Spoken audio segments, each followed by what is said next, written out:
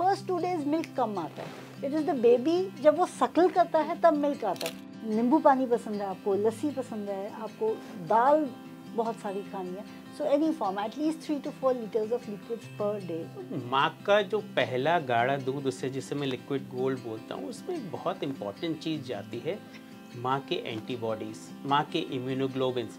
ये एक तरीके से पहली वैक्सीन होती है जो माँ अपने ब्रेस्ट से बेबी को देती है। बच्चा पैदा हो आप तुरंत ब्रेस्ट से लगाएं, भले ही 2 बूंद 3 बूंद 4 बूंद जो भी दूध आ रहा है वो बच्चे को लेना चाहिए। जिसने माँ का दूध नहीं मिला है उसे आगे चलकर ज़्यादा दस्त होते हैं, ज़्यादा सांस रोग हो सकते हैं, रेस्पिरेटरी इन्फेक्शन, निमोनिया, ये सारी चीज़ें ज़्यादा होती हैं बनस्पत उस बच्चे के जिसको कि दूध मिला हुआ है। फैन नहीं चलाना है, एसी नहीं चलाना है, ढक के रहना है, ऐसा नहीं होता है। You be at a comfortable temperature. बच्चे को एक लेयर एक्स्ट्रा चाहिए जो माँ को चाहिए। अगर आप डिहाइड्रेट होंगे आपका मिल्क नहीं आएगा। जब बच्चा रो रहा है देख लेना है कि बच्चा भूख की वजह से रो रहा है या किसी और कारण से। देख लेना है कि उसका डायपर गीला तो नहीं है। आपको देख लेना है कि उसको सर्दी गर्मी तो नहीं लग रही है। बच्चा रात में सकल नहीं कर रहा बट ब्रेस्ट को काट रहा है, मदर को तकलीफ हो रही है इस चीज़ से, या केवल ब्रेस्ट पे इतना ज़्यादा डिपेंडेंट हो गया है बच्चा कि बाहर की डाइट नहीं ले रहा। ये कुछ कारण होते हैं जब हमें बच्चे का ब्रेस्ट फीड कम कराने की सोचना चाहिए। बेबी को अगर कोई भी चीज़ आप सोच लो, इम्यूनिटी बढ़ाता है, आप कहो उसको इन्फेक्शंस कम करता है, आप कहो उसको कैंसर जैसी, डायबिटीज़, एलर्जी जैसी सारी बीमारियां कम करता है। So overall I will say breast feed is a liquid gold जो हर माँ को अपने बच्चे को देना चाहिए।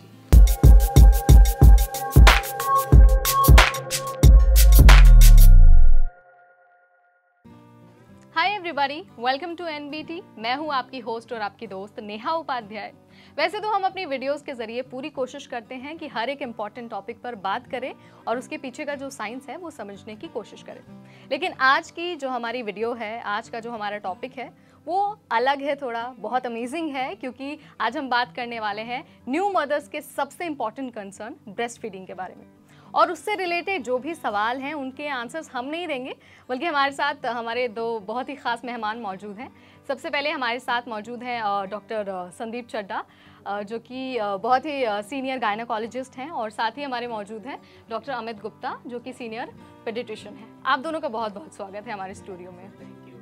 तो डॉक्टर, हमारे पास क्वेश्चंस की लिस्ट है, एक एक करके हम बात करेंगे। सबसे पहला सवाल डॉक्टर अमित आपसे है मेरा, कि ये जो ब्रेस्ट फीडिंग है वो मदर के लिए और बच्चे के लिए इतनी इम्पॉर्टेंट क्यों है, और सोसाइटी इसके बारे में इतनी चिंतित क्यों रहती है हमेशा? बड़ा अच्छा क्वेश्चन पूछा। सबको पता है कि हम लोग 1 तारीख से लेकर 7 तारीख तक ब्रेस्ट फीडिंग वीक मना रहे हैं। इम्पॉर्टेंस इसकी इसी तरह से पता लगता है कि WHO, यूनिसेफ, हर कोई इस पर, और इवन सारी गवर्नमेंट इस पर बहुत ज़्यादा एम्फेसाइज करती है। ये नॉट ओनली मदर के लिए, बेबी के लिए, बट एक समाज के लिए उपयुक्त, सबसे पूरी तरीके से उपयुक्त चीज़ है।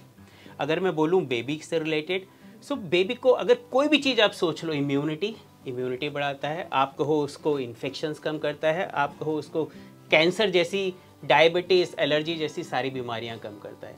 मदर को बहुत अहम फ़ायदे होते हैं जो आई एम श्योर मैम बताएंगे, बट मदर को भी बहुत सारी चीज़ें ब्रेस्ट फीड कराने से फ़ायदा होता है। उसको ब्रेस्ट कैंसर नहीं होता, उसके अंदर से उसको कैलोरी बर्न होता है, जिससे कि उसको वज़न घटाने में हेल्प मिलती है।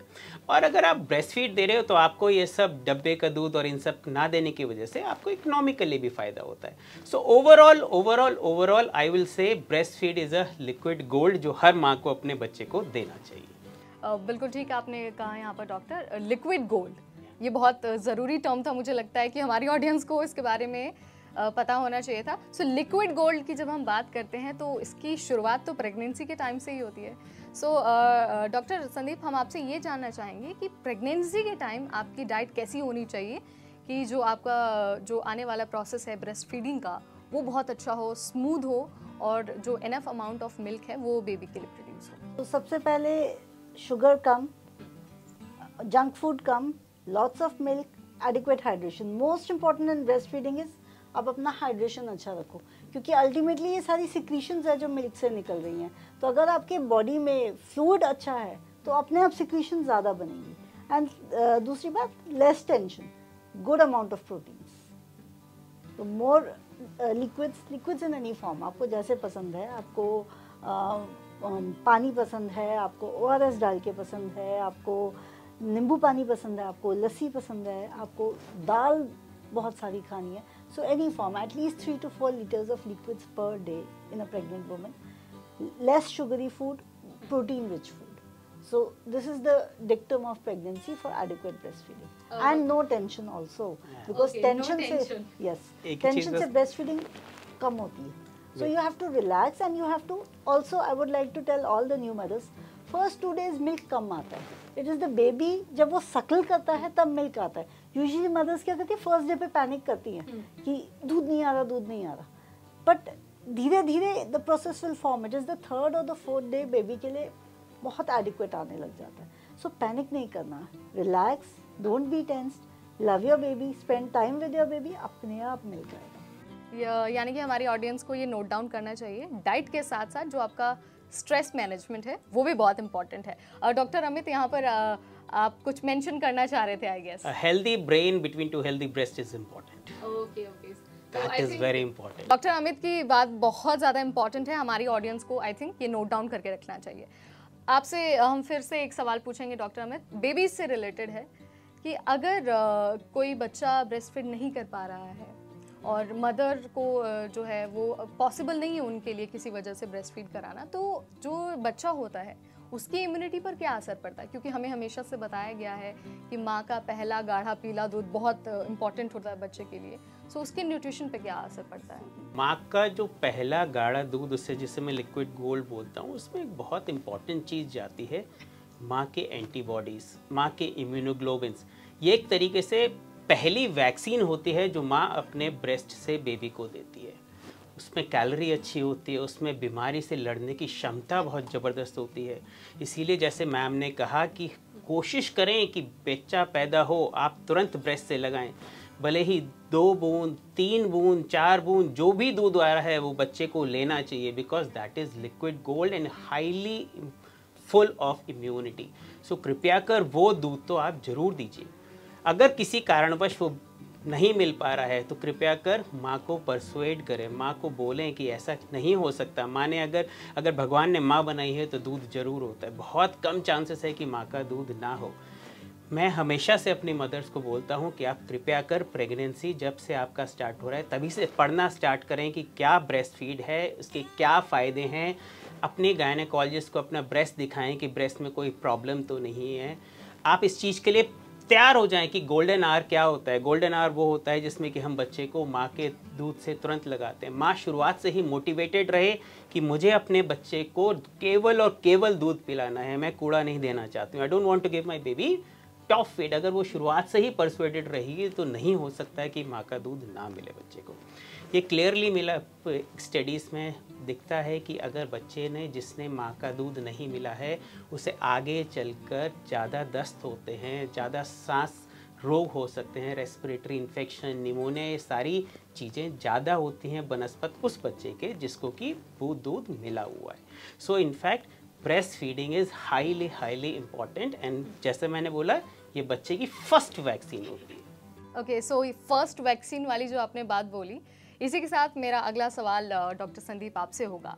ये जो फर्स्ट वैक्सीन है वो तो हमें पता है कितना इम्पॉर्टेंट है, लेकिन साथ ही बहुत इम्पॉर्टेंट होता है एक पोस्चर, एक पोजीशन जिसमें आपको बच्चे को ब्रेस्ट फीड कराना चाहिए. तो क्या आप किसी पोजीशन या फिर कोई वो तरीका बता सकती हैं जो करेक्ट होता है ब्रेस्ट फीडिंग के लिए? क्योंकि अक्सर हमने ये भी देखा है कि जो माएँ होती हैं वो सो रही होती हैं, वो नींद में होती हैं और वो ब्रेस्ट फीड कराती हैं. सो नींद में ब्रेस्ट फीड नहीं कराना है, बिकॉज जो बच्चे का ear, there is a canal जो मिडिल ईयर को कनेक्ट करती है और बच्चे की वो बहुत सीधी होती है. अगर बच्चा पिएगा उसको मिडिल ईयर इन्फेक्शंस हो सकते हैं. तो बच्चे का हेड एंड हमेशा रेज्ड होना चाहिए. बाकी for the mothers posture she should be in a comfortable posture. Usually sitting होता है but let her be comfortable. And another thing मैं इसमें बोलूँगी, lot of are elder women से कि फ़ैन नहीं चलाना है, एसी नहीं चलाना है, ढक के रहना है. ऐसा नहीं होता है. You be at a comfortable temperature. बच्चे को एक लेयर एक्स्ट्रा चाहिए जो माँ को चाहिए. अगर आप डिहाइड्रेट होंगे आपका मिल्क नहीं आएगा. So be at a comfortable temperature, comfortable posture, not lying down, और अपनी ब्रेस्ट को ऐसे होल्ड करना है एक हाथ में बच्चा होना चाहिए, दूसरा हाथ फ्री होना चाहिए, ताकि बच्चे the child only nose nasal breathing, बच्चे को सिर्फ नाक से सांस लेना आता है, उसे मुंह से सांस लेना नहीं आता है। तो अगर आप उसका नाक दबा देंगे विद योर ब्रेस्ट तो बच्चे को सांस नहीं आएगा, वो बच्चा रोने लग जाएगा। तो the other hand should be use so that बच्चे का नाक बंद ना हो रहा हो। ओके, सो ये पोजीशन अगर कोई माँ फॉलो बाई चांस नहीं कर पाती है तो क्या कोई बड़ी समस्या आने के चांसेस है इसके अलावा जो आपने अभी मेंशन किया? सी मतलब लाइंग डाउन तो बिल्कुल नहीं, बच्चे का हेड एंड रेज्ड होना चाहिए, ठीक है। बाकी तो कोई भी पोस्चर एक मदर फॉलो कर सकती है, बस उसका नोज ब्लॉक होने से हटाना है। She can be at a comfortable posture, but also remember कि बच्चा कई बार प्रोलॉन्ग देर के लिए ब्रेस्ट फीड मांगता है, तो अगर आप इनएडिक्वेट पोस्चर में रहेंगे तो मदर को बैकएक होने का बहुत चांस रहेगा। So it should be a comfortable sitting posture where you can use pillows, you can use breastfeeding pillows आते हैं, they are very comfortable, वो आपको एक हेल्प करेंगे बच्चे को सपोर्ट देने में। So generally what is recommended is sit properly, be comfortable, comfortable temperature and then breastfeed the baby। यानी कि ये जो पोस्चर है वो माँ और बच्चे दोनों के लिए बहुत इम्पोर्टेंट है। जिसमें माँ कंफर्टेबल उसमें वो फीड कराए, जिसमें comfortable lying down as ma'am said बड़ी राइटली वो लिटाकर करा सकती है, लेकिन अपना एक हाथ नीचे रख ले जिससे कि वो कान में दूध जाने की संभावना ना रहे। माँ अगर लेट के कराती है उसको रेस्ट ही मिलता है, बट ध्यान रखे कि हाथ एक नीचे रख ले और कुछ नहीं। Let she be comfortable in any posture she wants. वो रेस्ट रहेगी तभी ब्रेस्ट बढ़ेगा, तभी ब्रेस्ट से दूध निकलेगा। एक हेल्दी दिमाग और हेल्दी शरीर होना चाहिए एक अच्छा दूध होने के लिए, हमेशा याद रखें। ओके, सो डॉक्टर अमित, अभी डॉक्टर संदीप ने बात की थी कि बच्चे प्रोलॉन्ग टाइम तक भी ब्रेस्ट फीड करना चाहते हैं। सो हमारा ये सवाल है आपसे कि एक बच्चे को एक दिन में कितना फीड कराना चाहिए, क्या कोई टाइम बाउंड है ऐसा? शुरुआत में हम हमेशा बोलते हैं कि माँ लगभग हर 2-2 घंटे पे दूध पिलाए। शुरुआत में ये बार बार शुरुआत के दिनों में दूध लगाने से माँ का दूध ज़्यादा बनता है, ज़्यादा निकलता है और बच्चा भी दूध बार बार लगाने से हैबिचुअल हो जाता है। बट जैसे जैसे बच्चा बड़ा हो जाता है वो फिर एक ही बार में अच्छे से दूध ले लेता है। फिर बच्चा हो सकता है दिन में 6 to 8 टाइम्स लगाए। शुरुआत में हम जैसे बोलते हैं 8 से 10 बार लगाइए, फिर बाद में हो सकता है 6-8 बारी में ही बच्चा पूरी तरह से दूध ले लेता है। Okay, thank you doctor Amit. अगला सवाल मेरा आपसे है डॉक्टर संदीप, आपने ये जो पोर्शन वाली बात बताई है, ये पोजीशन वाली बात बताई है, वो शायद जो नॉर्मल होम मेकर्स हैं उनके लिए थोड़ा कंफर्टेबल हो, लेकिन जो वर्किंग वुमेन है, जो वर्किंग प्रोफेशनल्स हैं, उनके लिए थोड़ा सा टफ हो जाता है। सो आप उनके लिए क्या सजेस्ट करेंगी, वो कैसे अपना पोस्चर मेंटेन करें? क्योंकि कई बार क्या होता है कि वो लोग ऑफिसेज में भी लेकर जाते हैं। सो उनके लिए क्या कुछ पोजीशन आप सजेस्ट करेंगे, उनको कैसे ये सारी चीज़ें मेक श्योर करनी होगी? तो जैसे डॉक्टर अमित ने बोला, जो पोजीशन उनके लिए कंफर्टेबल है ऑफिस में भी, ही वेरी राइटली सेड कि अगर आपको लिटा के भी कराना है तो बेबी का हेड एलिवेट कर दो थोड़ा सा, ताकि उसके कान में दूध ना जाए।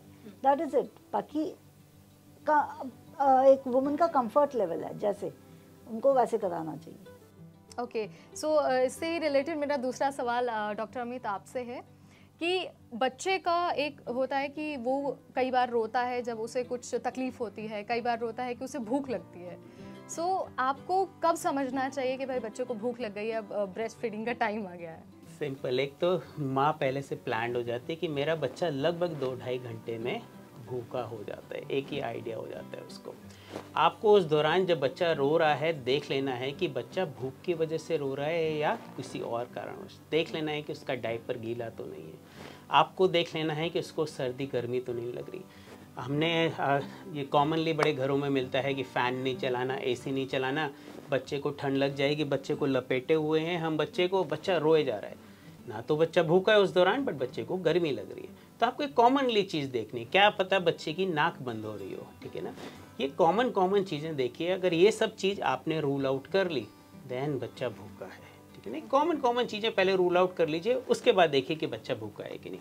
एंड बच्चा खुद ही क्लूज देने लगता है, बच्चा अपने मुंह में उंगली डालने लगता है, बच्चा जिस तरफ को आप पॉइंट आउट करोगे उधर को रूट लिंक करने लगता है। ये कुछ क्लूज होते हैं जो एक मदर अपने हिसाब से देख सकती है कि मेरा बच्चा भूखा है कि नहीं। यानी कि धीरे धीरे ये चीज़ें न्यू मदर्स को इसीलिए जब प्रेग्नेंट होते हैं तभी से थोड़ा थोड़ा ब्रेस्ट फीडिंग के लिए पढ़ना स्टार्ट करें क्या बच्चे साइन दे सकते हैं, कब बच्चा पूरी तरह से पेट भर गया है, क्या डेंजर साइंस होना चाहिए। तो ये सब चीज़ अगर बेबी पैदा होने से पहले माँ अगर अच्छे से पढ़कर तैयारी कर ले तो I think everything sort out होती बहुत आसानी से।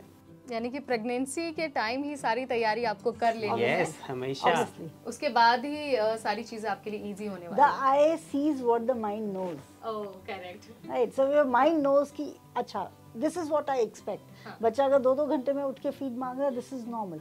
तो वो स्ट्रेस्ड नहीं होंगी, स्ट्रेस नहीं होंगी तो मिल्क अच्छा आएगा। कई बार क्या होता है कि जब न्यू मॉम्स होती हैं तो वो उनको चीज़ें पता भी होती है फिर भी बहुत एंशियस हो जाती हैं क्योंकि बहुत सारी चीज़ें नहीं उसकी वजह से ही नहीं होती। कई बार हमारे आसपास का एनवायरनमेंट हमें स्ट्रेस दे देता है। बच्चा दूध नहीं पी रहा, रो रहा है, आप इसे बॉटल लगा दो, ठीक है ना। एल्डर्स बोलते हैं इसको बॉटल लगा दे, लगता है भूखा है बच्चा, जबकि अल्टीमेटली बच्चा भूखा नहीं है, या बच्चे को माँ का ही दूध चाहिए लेकिन उसे बॉटल ज़बरदस्ती लगा दी जाती है। तो ये एनवायरनमेंट आसपास का है, इन सब चीज़ों से भी बहुत सारी चीज़ें होती हैं। ओके, सो डॉक्टर संदीप, आपसे मेरा ये सवाल है कि जब हम ब्रेस्ट फीडिंग की बात करते हैं तो लीकेज का जो एक मसला है वो बहुत इंपॉर्टेंट हो जाता है और जो मिल्क की स्टोरेज है उसका भी टॉपिक बहुत ज़्यादा उठता है। सो एक तो आप हमें टिप्स दे दीजिए कि ये जो लीकेज हो रही है उसको प्रिवेंट कैसे करना है या फिर अगर हो रहा है तो उसको मिनिमाइज़ कैसे करना है। दूसरा, कि जो आपका ब्रेस्ट मिल्क है उसको स्टोर कैसे करना है, उसके लिए क्या कुछ टिप्स हो सकते हैं। So Neha there is no way to prevent leakage. जब बच्चा सकल करता है तो बॉडी में एक रिफ्लेक्स होता है प्रोलैक्टिन हार्मोन, जो ब्रेन को जाके ये सिग्नल देता है और मिल्क प्रोड्यूस करो। तो वो ये सिग्नल नहीं देगा एक ब्रेस्ट में दो, राइट ब्रेस्ट में दो क्योंकि बच्चा राइट ब्रेस्ट से फीड कर रहा है, लेफ्ट में नहीं दो। इट इज़ अ हार्मोन, वो आपकी ब्लड में, खून में सर्कुलेट करेगा, तो लीकेज होगी। But there are cups available, so you can use that cups, और कप्स में वो मिल्क इकट्ठा हो जाता है। जिस ब्रेस्ट से आप नहीं पिला रहे हैं, कप से उसमें मिल्क इकट्ठा हो जाएगा, so you can store that milk. तो there is no way to prevent leakage, वो नहीं आप प्रिवेंट कर सकते हैं। लीकेज हो भी रहा है तो प्लीज उसको स्टोर कर लो। आई That's what ऑलवेज I'm से saying. प्लीज कि एक एक ड्रॉप उसकी प्लीज वेस्ट मत करो। इट्स एन अमृत I always say. Okay, so जब हम गोल्ड की बात करते हैं, अमृत की बात करते हैं, तो हमारे पुराने घरों में क्या होता है कि बच्चा जब तक खुद से नहीं छोड़ता तब तक उसे ब्रेस्ट फीड कराया जाता है। 3 साल का हो गया, 4 साल का हो गया, लेकिन क्या कुछ ऐसा है कि आपको इतने साल में स्टॉप कर देना चाहिए? There are many mothers with me, बहुत सारी मदर हैं जिनका बच्चा 3-4 साल का भी हो गया, वो फीड कराते रहते हैं। मैं सिंपल सी चीज़ बोलता हूँ कि हाँ, अगर बच्चा रात की आपकी नींद डिस्टर्ब कर रहा है, बच्चा रात में सकल नहीं कर रहा है बट ब्रेस्ट को काट रहा है, मदर को तकलीफ हो रही है इस चीज़ से, या केवल ब्रेस्ट पे इतना ज़्यादा डिपेंडेंट हो गया है बच्चा कि बाहर की डाइट नहीं ले रहा, ये कुछ कारण होते हैं जब हमें बच्चे का ब्रेस्ट फीड कम कराने की सोचना चाहिए, ठीक है ना। अन्यथा अगर मदर को कोई प्रॉब्लम नहीं है, बेबी को कोई प्रॉब्लम नहीं है, बेबी हेल्दी है, ग्रोइंग है, then we should continue breast feeding at least 2 years of age। But अगर सपोज करिए कोई ऐसी सिचुएशन है कि अभी किसी ने कंसीव किया है और फिर 1 year बाद दूसरा भी बेबी हो जाता है, तो ये कहा जाता है कि आप इसको हटा दो, इसको मत ब्रेस्ट फीड करो, अदरवाइज दूसरे वाले बच्चे के लिए एडिक्वेट नहीं होगा। एडिक्वेट होगा नहीं, कंसीव में प्रॉब्लम हो सकती है। एडिक्वेट की बात नहीं है। जब बच्चा ब्रेस्ट फीड करता है, there are 2 hormones that get secreted, prolactin and oxytocin. Now oxytocin is the hormone जिससे लिवर पेन आता है, so there are chances कि आपका अबॉर्शन का इंसिडेंस बढ़े। ओके, सो ब्रेस्ट फीड में मतलब कोई दिक्कत नहीं होगी, आपका जो अमाउंट है उसमें कोई दिक्कत नहीं होगी। आने वाला बच्चा है उसके लिए प्रॉब्लम हो सकती है, इसीलिए बोला जाता है कि उस दौरान आपको ब्रेस्ट फीडिंग रोक देनी चाहिए। अदरवाइज बच्चे से इसका कोई इस तरह का रिलेशन नहीं है। हमारे आसपास ब्रेस्ट फीडिंग को लेकर और न्यू मॉम्स को लेकर इतने सारे मिथ्स हैं, तो मुझे लगता है कि अगर उन मिथ्स पर भी बात हो तो वो बहुत ज़रूरी है। सो मेरा तो सबसे पहला जो एक मिथ्स है वो मैं आपसे ये जानना चाहूँगी डॉक्टर संदीप कि मदर्स जो होती हैं, नई मदर्स खास करके जिनको सी सेक्शन हुआ है, वो बहुत एंशियस रहती है कि मुझे कब मिल्क आएगा, कब मिल्क आएगा। बहुत सारे लोगों को कई दिन भी हो जाते हैं, उनको मिल्क नहीं आता है, तो आप उनके लिए क्या कहेंगे? उनको क्या कोई ऐसा टाइम पीरियड है जब उनको श्योर हो जाना चाहिए कि हाँ अब आ जाएगा, मुझे टेंशन लेने की ज़रूरत नहीं है? सबसे पहले तो टेंशन लेने की ज़रूरत है। हर चीज़ में आपको स्ट्रेस हटा देना, स्ट्रेस हटा देना। सेकेंड, आपको अपना लिक्विड इनटेक अच्छा रखना है। थर्ड, आपको ये AC एंड फैन बंद करके इनएडिक्वेटली स्वेटिंग टेम्परेचर में नहीं रहना है, तो मिल्क आएगा ही आएगा। Neha, this is biology. हम इंसानों के बच्चों का दूध नहीं आता है, इंसानों का नहीं आता है। All the mammals are breast feeding, उनका आता है ना। Ultimately we are also mammals, right? Just because we are on the top of the ladder does not mean that we are not mammals. तो हमारी मदर्स का क्यों दूध नहीं आता है? सबका आता है. Unless there are very few indications कि मदर बहुत sick है, डिहाइड्रेटेड है, बहुत कुछ है. Otherwise if the baby will suckle, दूध आएगा.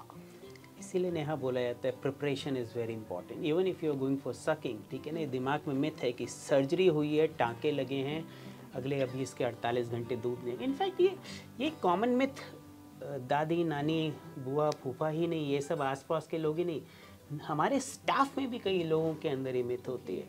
So what they actually need कि हमारा स्टाफ ट्रेंड हो. मदर जब से सिजेरियन जा रही है उसका मेंटल मेकअप हो जाना चाहिए कि नो, मैं अपने बच्चे को केवल और केवल माँ का दूध दूंगी. ऐसा हो ही नहीं सकता.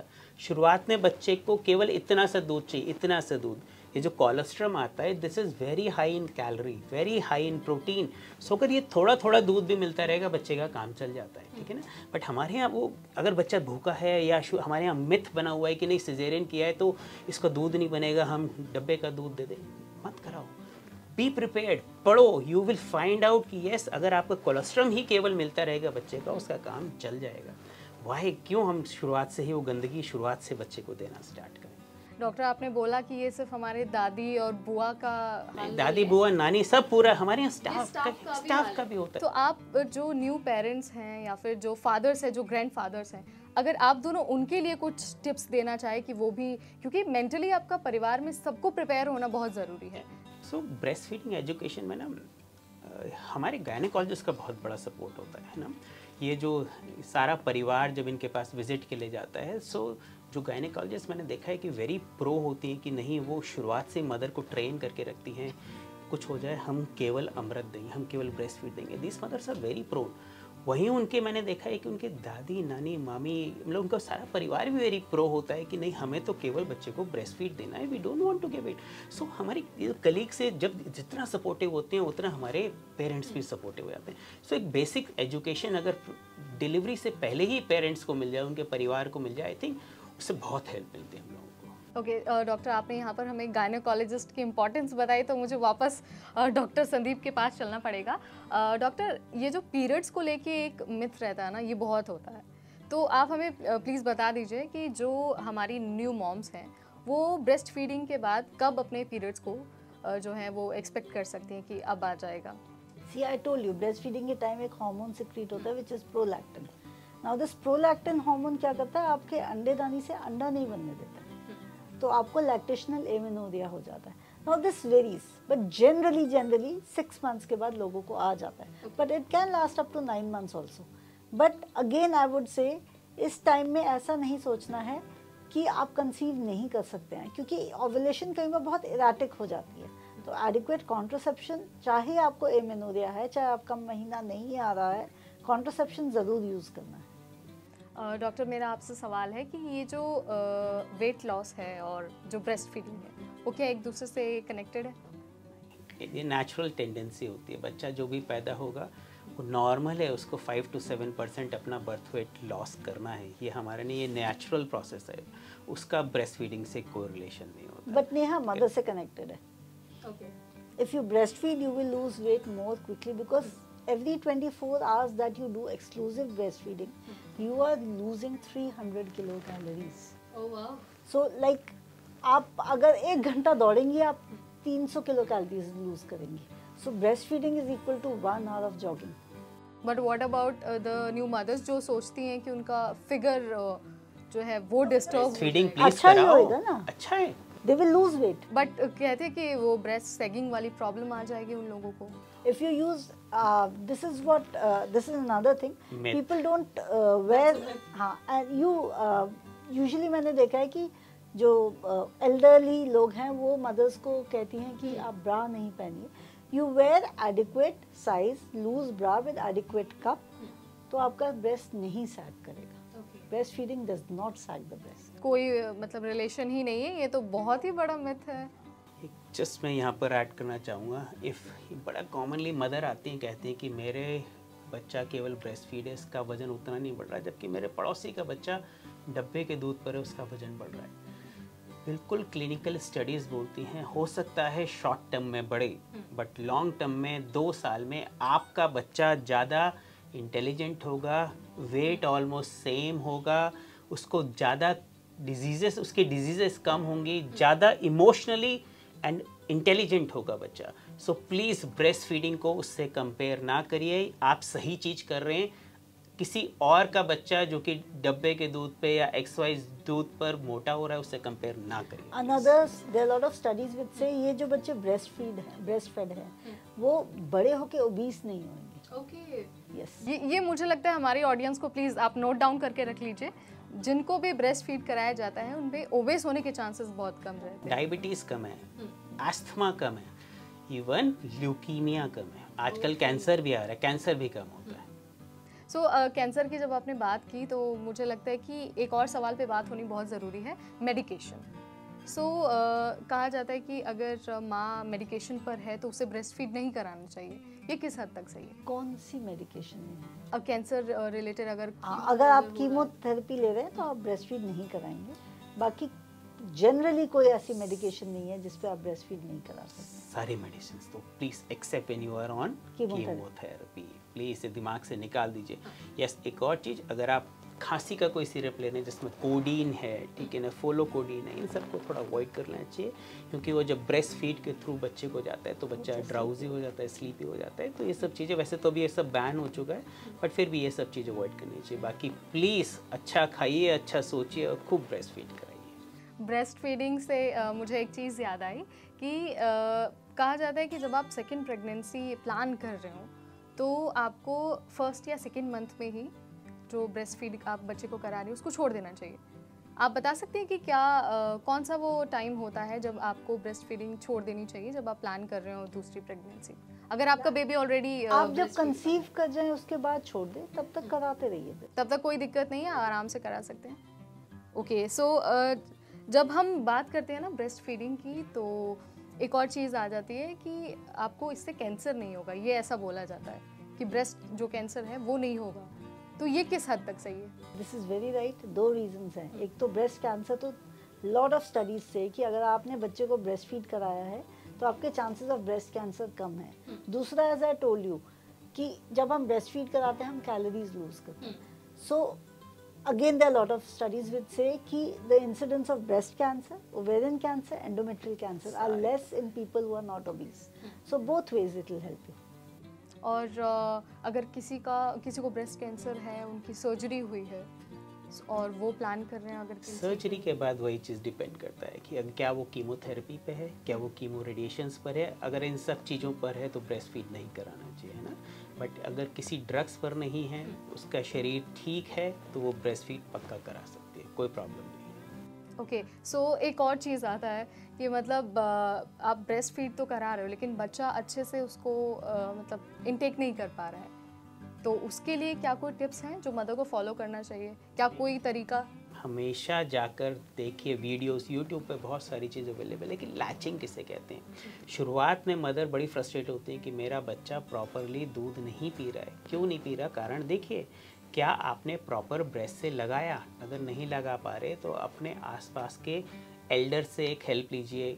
जाकर आपके गायनेकोलॉजिस्ट आएंगे, उनको अपना ब्रेस्ट दिखाइए कि ब्रेस्ट में उनके निपल में कोई प्रॉब्लम तो नहीं है, निपल इन्वर्टेड तो नहीं है, निपल फ्लैट तो नहीं है, कोई प्रॉब्लम है तो उसका हर चीज़ का सोल्यूशन है। सो आपके लैक्टेशन कंसल्टेंट या आपके गायनेकोलॉजिस्ट आपकी हेल्प करेंगी। प्रॉपर पोजीशनिंग होनी चाहिए, मदर कंफर्टेबल होनी चाहिए, ये सारी चीज़ें बहुत ज़रूरी है एक सक्सेसफुल ब्रेस्ट फीडिंग के लिए। डॉक्टर, कई बार लोग ये भी पूछते हैं कि क्या मैं टी और कॉफ़ी कंज्यूम करते वक्त ब्रेस्ट फीड करा सकती हूँ या फिर alcohol?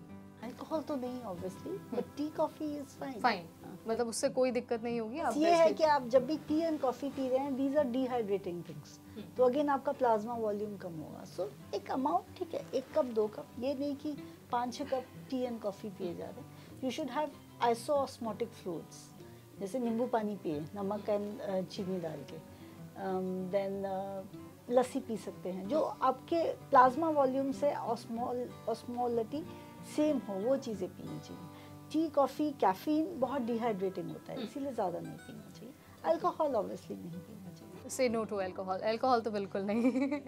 Everything in limit is okay, है ना। अगर ये हमारे इंडियंस हम लोग सब चीज़ों को मना करते हैं, वेस्टर्न वर्ल्ड में दे ड्रिंक, है ना, they drink but it should be in limit. ठीक है ना. दे से कि if you really want to go with party drinking के लिए, सो मे बी एक 30 ml, not more than that. But अगर ड्रिंक किया है तो आफ्टर 4 to 6 आवर्स कोई ब्रेस्ट फीड नहीं कराना. कैफीन एंड ये से tannin, this all should be decreased. जैसे मैम ने बताया, hardly 1 or 2 cup of coffee is more than sufficient, or 1 or 2 cup of tea is more than sufficient. But everything should be in limit. रोकना टोकना नहीं है. ये नहीं खाना, वो नहीं खाना, नहीं सोचना है. खाना सब है, करना सब है, but everything in limit. Okay. So doctor Sandeep, बहुत सारी जो महिलाएं होती है जो ब्रेस्ट फीड कराती हैं, उनको सोर निपल्स की प्रॉब्लम हो जाती है. सो उसको कैसे ट्रीट करना? अगेन जैसे डॉक्टर अमित ने बोला, सोर निपल्स मोस्ट कॉमनली इसलिए होता है क्योंकि हम लैच नहीं करते हैं अच्छे से, है ना. सो आपको अगर आपकी लैचिंग ठीक हो गई तो सोर निपल्स नहीं होंगे. बाकी अगर बहुत ज़्यादा सोर निपल्स हो रहे हैं, जैसे एक ब्रेस्ट से हो रहा है, तो उस ब्रेस्ट से आप मिल्क को एक्सप्रेस कर लीजिए, क्योंकि उस वक्त आप सिर्फ फीड कराएंगे तो बहुत पेन होगा. एक्सप्रेस करके बच्चे को पैलेडी से पिला दीजिए, दूसरी ब्रेस्ट से पिलाते रहिए. यूजुअली 48 आवर्स में कुछ इमोलिएंट क्रीम लगाने से ये ठीक हो जाता है. सो डॉक्टर, यहाँ पर हमने सवाल जवाब का सेशन तो कर लिया, अब हम मिथ्स की बात कर लेते हैं, क्योंकि मिथ्स इतने ज़्यादा हमारे बीच हैं. या करेक्ट. और मुझे लगता है कि उनके पीछे का जो फैक्ट है, जो साइंस है, वो हमारी ऑडियंस को पता होना बहुत ज़रूरी है, क्योंकि इंटरनेट पर बहुत सारी चीज़ें हैं, लोग कंफ्यूज हो जाते हैं, बहुत सारी चीज़ें देखते हैं, पढ़ते हैं, तो उनको उतना समझ नहीं आता. लेकिन अगर हम डायरेक्टली एक्सपर्ट से उनको बताएंगे, उनको इंटरेक्ट कराएंगे, तो मुझे लगता है कि ज़्यादा उनको समझ में भी आएगा, और ऑथेंटिक तो है ही ये इन्फॉर्मेशन. तो एक मिथ है, आई नो कि ये मिथ है, बट कहा जाता है कि जिनके जो ब्रेस्ट है उनका साइज स्मॉल है, तो वो ब्रेस्ट फीड नहीं करा पाती हैं अच्छे से. ये किस हद तक सही है? बिल्कुल गलत है. नहीं, ये गलत है. सबसे पहले तो जब आप ब्रेस्ट फीड कराएंगे तो अपने आप और ज़्यादा डक्ट्यूल्स एंड एसिनाई बनेंगे, तो मिल्क सप्लाई एडिक्वेट हो जाएगा. ऐसा नहीं है. See, breast contains 2 things, fat and ductules and acini. तो जो पतले हैं उनका फैट कम है, उनके एसिनाई एंड डक्ट्यूल्स कम नहीं है. एंड जब हार्मोन सिक्रीट होंगे, प्रोलैक्टिन, वो अपने आप ब्रेस्ट का साइज थोड़ा इंक्रीज कर देगा, which will help more and more acini to form milk and more and more ductules to express the milk. So size का I hope कि No relation, 100% no relation. It is the only relation is your happy mind. Seriously, again repeating. Okay, happy mind और जो Yeah, आपकी lot of anxiety है. adequate. Yeah, this is what makes a lot of Adequate difference. rest, adequate hydration, happy Diet. mind, and the acceptance कि ये बच्चा हर 2 घंटे में उठाएगा. तो वो उसके लिए आपको मेंटली हमेशा प्रिपेयर रहना है कि भाई if you are entering in motherhood, तो कुछ चीज़ें हैं जो आपको फेस करनी है. डॉक्टर्स, एक और मिथ है जो मुझे लगता है कि इसके बारे में बात होना बहुत ज़रूरी है. कई लोगों को मैंने भी कहते हुए सुना है, कई लोग शायद आप लोगों के पास भी ये प्रॉब्लम्स आई होंगी, कहते हैं कि जब भी आप ब्रेस्ट फीड कराते हैं तो हर बार हर्ट होता है. ऐसा नहीं है. एडिक्वेट लैचिंग से नहीं होता है. हार्ट हो रहा है तो मतलब कहीं प्रॉब्लम है. सिंपल. आपकी लैचिंग ठीक नहीं है इसका. लैचिंग. मैं सीरियसली आपके माध्यम से लोगों को बताना चाहता हूँ, जो भी अभी हाल फिलहाल में जिनका बेबी होने वाला है, जाकर वीडियोस देखिए, जाके पढ़िए लैचिंग क्या होता है, क्या करेक्ट पोस्चर होता है, क्या खाना है, क्या करना है. ये सारी चीज़ें अभी से आपका ज्ञान पूरा होना चाहिए. प्रॉपर लैचिंग आप पहले दिन से लगाओगे, पहले घंटे से लगाओगे, पहले मिनट से लगाओगे, आपके ब्रेस्ट आने लगेगा, फीडिंग आने लगेगी. ये ध्यान रखिए. तो ये दिमाग का मिथ है. प्लीज़ प्रॉपर लैचिंग करेंगे, प्रॉपर पोजीशनिंग रखेंगे, ना प्रॉब्लम होगी ब्रेस्ट में, किसी तरह का कोई इशूज़ नहीं होगा. डॉक्टर, ये भी हमें सुनने को मिलता है कि जब बच्चा ब्रेस्ट फीड करते करते सो जाता है तो समस्या होती है, उसको हमेशा जगा के रखना चाहिए जब वो ब्रेस्ट फीड कर रहा है. तो ये किस हद तक सही है? जब बच्चा फीड करता है, she is a very small baby, तो वो थक जाता है ना. लेकिन जनरली 30 ml तक आपको, मतलब 30 मिनट्स तक आपको देना चाहिए. तो अगर आप 30 मिनट्स दे देंगे तो बच्चा एडिक्वेट रेस्ट लेगा 2 आवर्स के लिए, तो आपको भी रेस्ट मिलेगा. नहीं तो आप भूखा तो है ही, वो आपके वार्म से सो गया थोड़ा सा पी के, आप जैसे नीचे रखेंगे वो उठ जाएगा. सो आपको भी रेस्ट नहीं मिलेगा, बच्चे को भी नहीं मिलेगा. तो एक बार अगर आप 30 मिनट्स तक करा देते हैं, स्टमक इज फुल, वो आराम से सोएगा, आप भी रेस्ट करें. ओके. और एक और चीज़ है, बोलते हैं, आपने ये बात तो हमें बता दी हम सभी को कि आपको लिक्विड डाइट बहुत लेनी है अगर आपको अच्छा मिल्क प्रोड्यूस करना है. लेकिन जो हमारी चाची हैं, हमारी नानी दादी हैं, मतलब जो पुरानी हमारी महिलाएं हैं, वो कहती हैं कि अगर आपको बच्चे को अच्छे से दूध पिलाना है, अगर आपको एडिक्वेट मिल्क चाहिए, तो आपको मिल्क बहुत सारा पीना पड़ेगा. एक adequate balance diet is very important है ना। आज भी पुराने लोग जो बहुत बड़ा अच्छा प्रेगनेंसी के बाद एक गोंद का लड्डू बनाते हैं, ये सारी चीज़ न्यूट्रिशियस है। मैं बोलता हूँ मेरे elders 95% 99% they're right except for 1%, ठीक है ना। हमारे यहाँ पुराने जो सारी चीज़ें चल रही हैं कि लेडीज़ को खूब पानी पीना चाहिए, लेडीज़ को मेथी का पानी या जौ का पानी बनाती हैं, जो उससे मोटा अनाज खिलाते हैं, एक डाइट हो, लड्डू बनाकर, जैसे लेडी आती नहीं है उसके लिए लड्डू बना के तैयार रखा जाता है। This all are good things है ना। इनफैक्ट दिस हेल्प्स कि उसकी बॉडी में एडिक्वेट न्यूट्रिशन जाए, प्रॉपर रेस्ट जाए, गुड न्यूट्रिएंट्स जाएँ, जो नट्स और ये सब चीज़ें जो बॉडी में ज़रूरत होती है अच्छे दूध के लिए, वो सारी चीज़ जाती हैं। फिर ये अच्छी चीज़ें होती हैं। डॉक्टर आप कुछ कहना चाह रही थी? मैं ये कहना चाह रही थी, गोंद is very rich in calcium also. So वो कहते हैं ना, गोंद बोन्स को बाइंड करता है because it's rich in calcium. So ये चीज़ें अच्छी हैं। एंड एज आई सेड कि जब आप ब्रेस्ट फीड करते हैं आपका कैलोरी लॉस बहुत ज़्यादा होता है।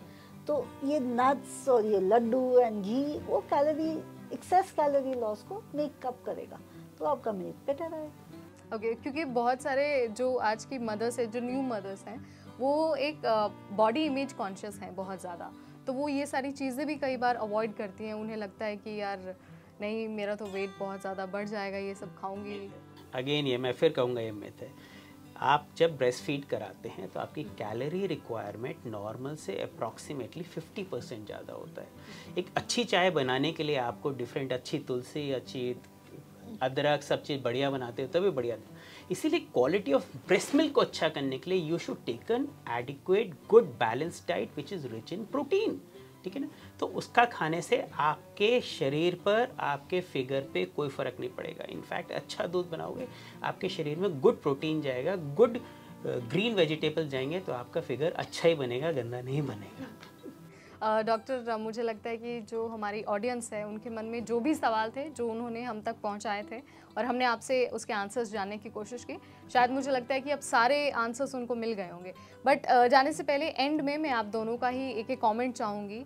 जो भी न्यू मदर्स हैं, जो भी प्रेग्नेंट हैं, या फिर जो ब्रेस्ट फीडिंग करा रही हैं या शुरू करने वाली हैं, उनके लिए कुछ चीज़ें, कुछ टिप्स जो उनको ध्यान में रखना चाहिए, जो उनको लॉन्ग टर्म में भी बेनिफिट करेंगी और अभी तो बेनिफिट करेंगी। कुछ शुरुआत हम आपसे करेंगे doctor Sandeep. So first of all, be prepared to breast feed. Second, do not say मेरे दूध से बच्चे का पेट नहीं भर रहा है। सारी माओं के दूध से बच्चे का पेट भरता है। Be stress free, sit in a comfortable temperature, comfortable environment, have lots of fluids, अच्छा खाना खाइए। और ब्रेस्ट मिल्क सिर्फ आपके बच्चे के लिए अच्छा नहीं है, आपके लिए भी अच्छा है। So it's a boon both for the mother and the child. So as sir said, it's liquid gold, but for both. Correct. So please breastfeed.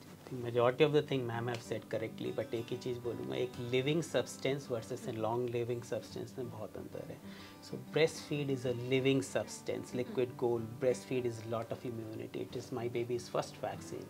It is my baby's first Amrit what you give. So please continue breastfeed. Give lot of breastfeed and continue as long as you are comfortable with. Thank you. Thank you so much doctor Amit and doctor Sandeep. आप हमसे जुड़ी और आप हमसे जुड़े। आप लोगों ने इतना इम्पॉर्टेंट टाइम एक तो सबसे पहले हमारे लिए निकाला, उसके लिए बहुत बहुत शुक्रिया। और आपने सारे ही सवालों के आंसर्स जो हैं वो बहुत ईजी लैंग्वेज में हमारी ऑडियंस को समझा दिया है। सो उसके लिए आप दोनों का बहुत शुक्रिया। आई होप आपको ब्रेस्ट फीडिंग से रिलेटेड जो भी आपके सवाल थे आपके मन में, उन सब के आंसर्स हमारे एक्सपर्ट्स ने दे दिए होंगे। अगर फिर भी आपका कोई सवाल है तो आप मुझे कमेंट के ज़रिए बता सकते हैं। ऐसी और वीडियोस देखने के लिए stay tune to Navbharat times.